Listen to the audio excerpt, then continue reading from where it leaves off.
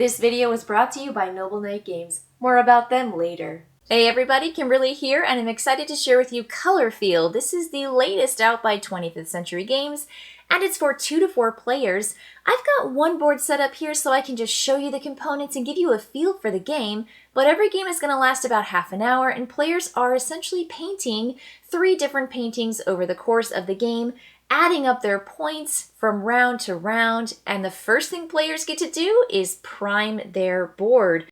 You're going to get this foundation from the stack. Every player is going to just draw 6, and you will take this foundation, flip it over, and place it with the arrow facing up, starting with the 1. And you're going to keep doing that. Every single round you're going to prime your board this same way. And you want to make sure you put that and you don't pick. Like, this is just what you get. And players are going to have to negotiate their board so that they can essentially make the most color connections. So this is it. My board is essentially primed with the foundation paint that I've got over here. You're just going to keep stacks of those for players. And the great thing is that if you have it facing paint this way, foundation where you can read it, you turn it over and that's the face up. You want that arrow to be facing up, and the arrow points in that direction. Now, every player board, which I think is great, it kind of reminds me a lot of Calico. Every player board is going to have a different color scheme. You can even see right here down the side, every single edge is going to be different. So every board you have here gives every player an asymmetrical start that is balanced. So everybody has the same amount of colors, but the way that they're organized is going to be different. So I've got this little paintbrush. This is going to be my first player start token, and I've got the palette out here. So the second thing you do in a round is you are going to fill the palette board. Now I'm going to take round 1 paint. You'll see here I've got round 1, round 2, and round 3 already set up, but I'm going to take 3 of these round 1s and I'm going to put them out here. Done, done, and done. They have a variety of configurations. Some actually cross over. You'll see here where there are essentially 4 spaces for colors, but some of them actually take 2 spaces up in a row or in a particular side. And then you've got purple and then yellow and over here. And then you've got this one. There's 4 colors represented, but one of them has a 2 on it, which means you're going to be receiving more points for combinations of the same color adjacent to it. So that's going to be putting out all of your colors onto the palette board, and then players are going to take one, and that's it. You just take one, and then you put it in your space, in your board, with any size. So you can turn it this way, this way, this way. There is no side up at this point, just for your starting foundation. And then the tile you replace, you put into your paint tile discard pile. And I am playing with turquoise. I like turquoise, I like any kind of greens. And it also tells you what you can do with your inspiration tokens. Players all start with 3, but this helps you keep track of what round it is and how many tiles you've essentially taken for that particular round. In round 1, players take 5 turns. In round 2, players take 4 turns, and in round 3, players take 4 turns. Now, there is going to be a bonus for players who do not finish higher up in the scoring track, which allows them to keep tiles from previous rounds into the next round. And so when you take fewer and fewer turns, if you're ahead on the leaderboard, you are not going to be able to keep as many tiles from your board going into the next round. And so there's kind of a little bit of a catch-up mechanism there. And I think that's really, really cool. And it also gives players choice on what tiles they want to carry over, what they think they have potential for. So I'm looking at my board right now, and I see that this matches teal, this matches none, this matches blue, this matches teal and yellow, this matches none, this matches none. So right now, I like this tile, and I think I want to keep this tile where it is, and then replace the other 5, because I get 5 turns in the first round. So what can I match that would help me do really well?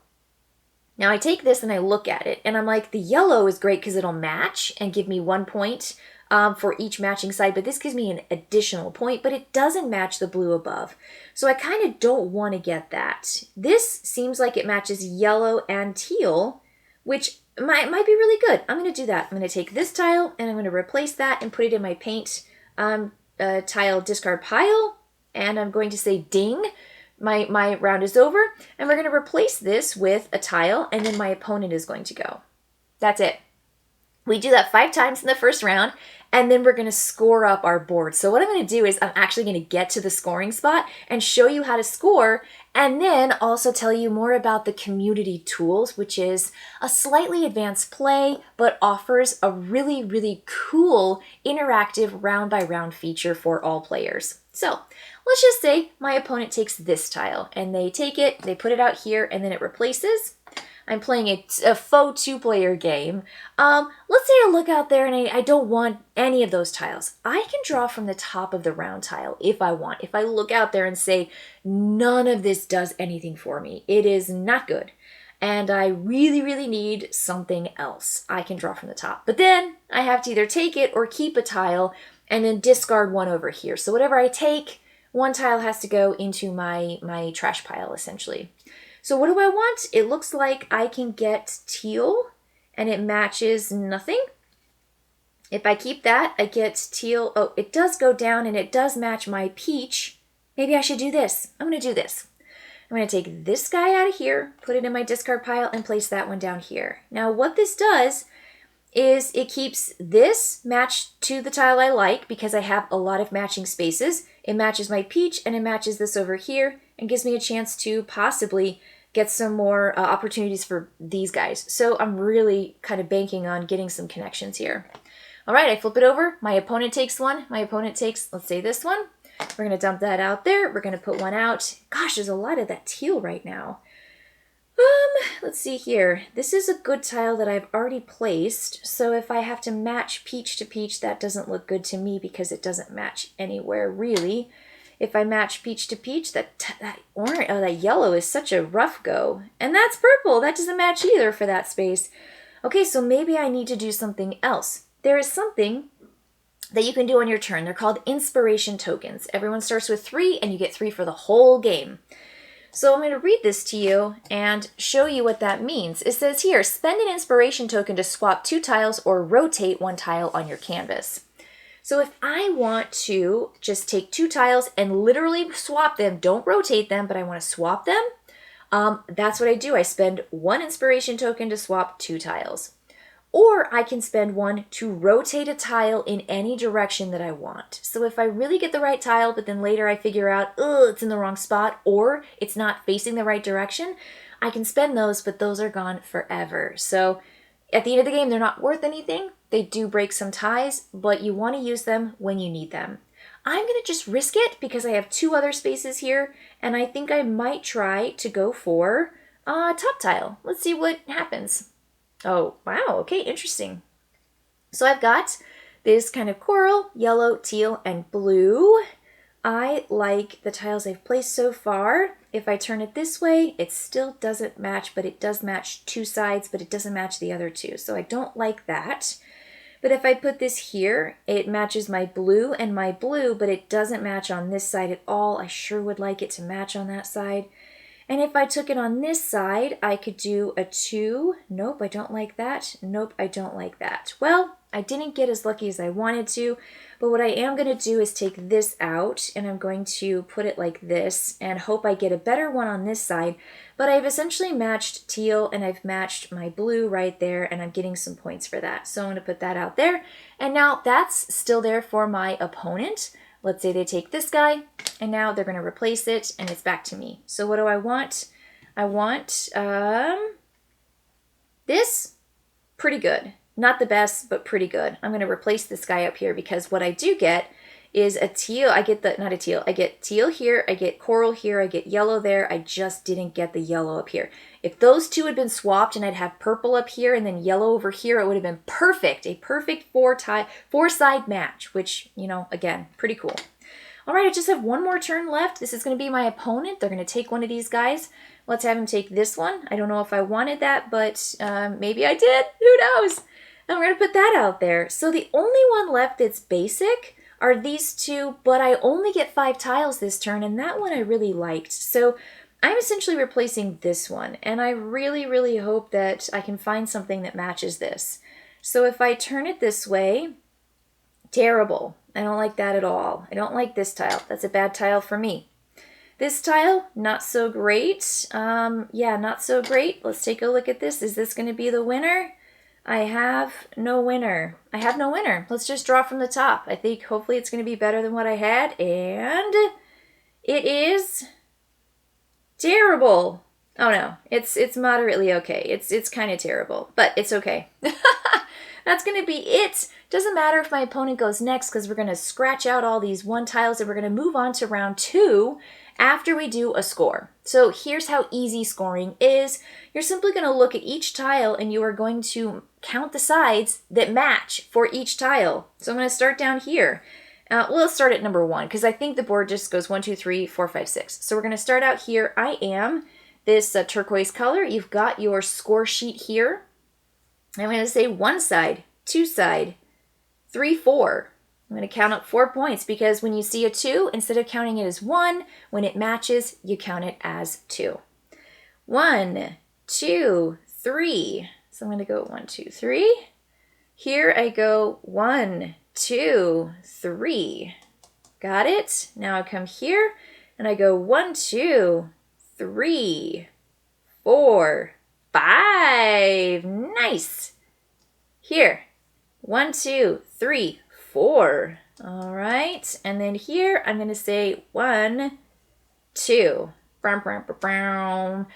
Now you get to score your longest connection of tiles, including the edge, that at least have 3 in a row. And I have it. I've got this teal. I ran it right through the center. I was trying to sneak one in secretly so that I could show you the other thing you score is that one as well. So it goes 1 on the edge, 2, 3. And as long as it goes onto different tiles, you count each space, including an edge. So I got 3 more points. 1, 2, 3. My score is 24. And now you're going to evaluate where you are in comparison or pecking order to other players in the game. If you're in first position, meaning you're ahead of everybody else, you don't get to keep any tiles at all from this round to the next round. If you're in second place, you get to keep up to 1 tile. If you're in third, you get to keep up to 2 tiles. And if you're in fourth position, you can keep up to 3 tiles. So that means you could keep some of those really good 2-point scores and they stay where they are. And then that's going to allow you to kind of get a leg up on those players who did particularly well in the previous round. Now, if you're playing with 2 players, every player is going to be able to keep at least 1 tile, and then you do the scoring of first or second that allows you to keep up to 2 tiles if you're in last. And that's it. All you're going to do is clear this board. You're going to clear the tiles that you weren't able to keep. So let's say I wasn't able to keep these tiles. Then we're going to put out round 2. And we're going to draw new foundation tiles. We're going to fill in, and I'm going to go 1, 2, and then we go here and here. But I was able to keep over those other 2, and now we are going to be going for round 2 paint. That's it. That's it. You're going to clear this out, and now you're going to have 4 turns in round 2. You're going to have 4 turns in round 3, and you're going to keep doing that same scoring. Again, don't forget about those inspiration tokens. And the last thing I'll say is that the paint actually increases in just coolness and points. And so when you start off with round 1 paint, it's going to be pretty basic. You've got maybe 4 potential color swatches. One might be a duplicate, and they either have a corner side, they might have a 2 on it, but not all of them do. And then one might even go all the way across the center. When you go into round 2, it gets even cooler. You have more opportunities for 2s. So that means that you're going to score better if you match that side. So here's more of the 2s. They're just on almost every single tile that you get. And then you're going to get to round 3 paint, and round 3 paint is the best paint. You actually have opportunities for different kinds of paint configurations. 2 teal swatches connected with 2 2s. Here, you've actually got a 3 opportunity. 2 2s. You've got this 3 right there on the side. Here again, you've got 4 color swatches with 3, and then you've got like 2 2s. So the 3 paints are the best. They're really, really good, and you work your way up to it. But if you can keep a 2 paint into the round 3, with how much better it is than round 1 paint, you can see how it's really cool to be able to keep that paint tile, especially if you're not first in the lead, having to restart and kind of build from scratch. So just cool how the paint increases, the tiles get better and better and better. And then the last thing I wanted to show you were the community tools. These are cards that you're going to be able to play. There are so many of them. There's a real variety here. And what it is you play a card out for every round. So here it says collective endowments. Score 5 extra points if you score the fewest points this round. So this is going to be out there for everybody to see, and you are going to score. And essentially you just give that last player a bonus of 5 points. That's cool. Here it says when priming your canvas, you may place new tiles facing in any direction. This arrows that I just showed you, nope, you don't have to do that with that particular card. It's called Free Flow Abstraction. People's Champion. Choose a color and score 1 point for each matched edge of that color on the next player's painting. So cool. It's just so cool. So these are going to change up and give you just a little bit more strategy. Once you've got the base game down, once you've figured it out, and you feel like you have an idea of how it works, this is where the game starts getting a little bit more advanced. And this is all part of the base game. So I just think it's cool. I like these cards so much. I think the community tools are really where it's at. I like that they added that into, again, the base game. And I also like that this is about a half-hour game. It's 20 minutes on the shorter end for 2 players, 45 for 4 players. It's super fast to get through, really easy to share, and I have to say for an abstract game, which is not necessarily my jam, it works. It works really well. There's just enough choice, and I think that also you have the inspiration tokens that really give you that flexibility of play in case you kind of really need to do something that you're not allowed to do with the rules, which is rotating and or moving tiles after they've been placed. Just a cool, cool game. So that's what I think about Colorfield, and I hope you got a really good impression of it. I will say that the player board, is actually just cardboard. It's a little flimsy. That's kind of my biggest critique because you've got these wonderful wooden markers. You've got these lovely cardboard tiles. This easel is two-sided and it's painted on one side and it's blank on the other side. The components are nice with the exception of this. I have to say just the quality doesn't stand up to the cards and how nice everything else is. So that's going to be my only critique, but it's just your score tracker. It doesn't have to be necessarily the most amazing component ever, but when everything else around it is so good, you kind of notice that that's, kind of flimsy-esque. Good things though, again, can't say enough good things about the community tools and how that adds that advanced play. So that's it for me this time, and Colorfield, check it out. I'll see you later, folks. Bye! Here at Noble Knight Games, we've been carefully growing the world's largest selection of board games, role-playing games and dice, war games, miniatures and paints, card games, and more, going on 25 years now. Our rustic castle contains more game and hobby goodness than you can shake a stick at, complete with careful packaging and the finest customer service the land can provide. You can buy, sell, trade from anywhere in the world, just like nature intended. Noble Knight Games. Make Noble Knight Games your friendly local game store. Satisfaction guaranteed.